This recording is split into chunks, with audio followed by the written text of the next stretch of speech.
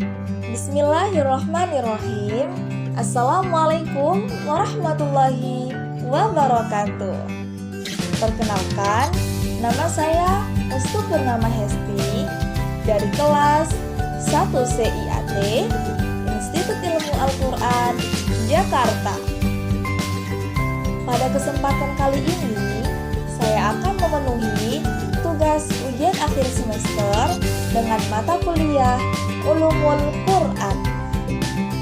Baik, di sini kita akan membahas tentang pemeliharaan Al-Quran pada masa sahabat Umar bin Khattab dan Utsman bin Affan sampai pemberi tanda mushaf Al-Quran dan siapa-siapa saja tokoh yang terkait di dalamnya. Siapakah sahabat yang menghafal seluruh isi Al-Quran ketika Rasulullah masih hidup? Menurut para ulama, di antara sahabat yang menghafal seluruh isi Al-Quran ketika Rasulullah masih hidup adalah Ali bin Abi Thalib, Mu'adz bin Jabal, Ubay bin Ka'ab, Zaid bin Thabit, dan Abdullah bin Mas'ud. Ada berapa tahapkah pemeliharaan Al-Quran? Pemeliharaan Al-Quran ada 2 tahap. Yang pertama pada masa Abu Bakar dan yang kedua pada masa Utsman bin Affan. Apa alasan Umar bin Khattab untuk melakukan pembukuan atau pemeliharaan Al-Quran? Karena dikhawatirkan Al-Quran akan musnah, sebab orang Yamamah telah banyak menggugurkan para qori. Di sisi lain, Umar merasa khawatir juga jikalau peperangan di tempat-tempat lain akan membunuh banyak qori pula, sehingga Al-Quran akan hilang dan musnah. Siapakah yang menolak usulan Umar untuk melakukan penyusunan Al-Quran? Abu Bakar. Abu Bakarlah yang menolak usulan ini dan keberatan melakukan apa yang tidak pernah dilakukan oleh Rasulullah. Namun Umar tetap membujuknya, sehingga Allah membukakan hati Abu Bakar untuk menerima usulan Umar tersebut. Kemudian Abu Bakar memerintahkan Zaid bin Thabit, mengingat kedudukannya dalam masalah qiraat, hafalan, penulisan, pemahaman, dan kecerdasannya, serta kehadirannya pada pembacaan yang terakhir kali. Abu Bakar menceritakan kepadanya kekhawatiran dan usulan Umar.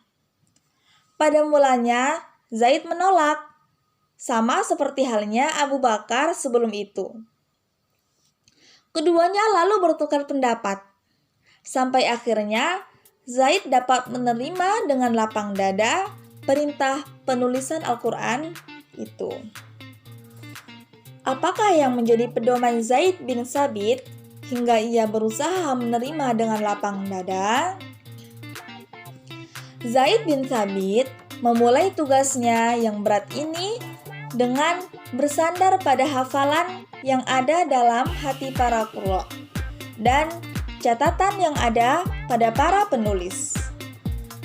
Apa perbedaan pengumpulan Al-Quran antara Abu Bakar dan Utsman? Perbedaan antara pengumpulan Abu Bakar dengan pengumpulan Utsman ialah bahwa pengumpulan yang dilakukan Abu Bakar disebabkan oleh kekhawatiran akan hilangnya sebagian Al-Quran karena kematian para penghafalnya. Sebab ketika itu Al-Quran belum terkumpul dalam satu tempat. Lalu Abu Bakar mengumpulkannya dalam lembaran-lembaran dengan menertibkan ayat-ayat dan suratnya sesuai dengan petunjuk Rasulullah kepada mereka. Dan adapun pengumpulan Utsman disebabkan banyaknya perbedaan dalam hal qiraat, sehingga mereka membacanya menurut dialek mereka masing-masing. Dan ini menyebabkan timbulnya sikap saling menyalahkan.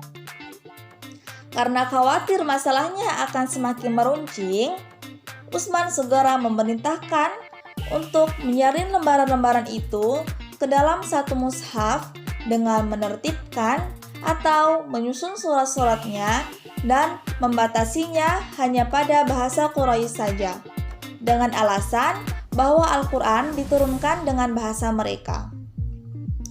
Sekalipun pada mulanya memang diizinkan membacanya dengan bahasa lain selain Quraisy, guna menghindari kesulitan. Dan menurutnya keperluan demikian ini sudah berakhir. Karena itulah ia membatasinya hanya pada satu bahasa dialek saja, yaitu bahasa Quraisy. Mungkin hanya ini yang dapat saya sampaikan. Tentu saja masih banyak kekurangan. Kepada Allah saya mohon ampun, dan kepada teman-teman saya minta maaf. Terima kasih, semoga bermanfaat. Wassalamualaikum warahmatullahi wabarakatuh.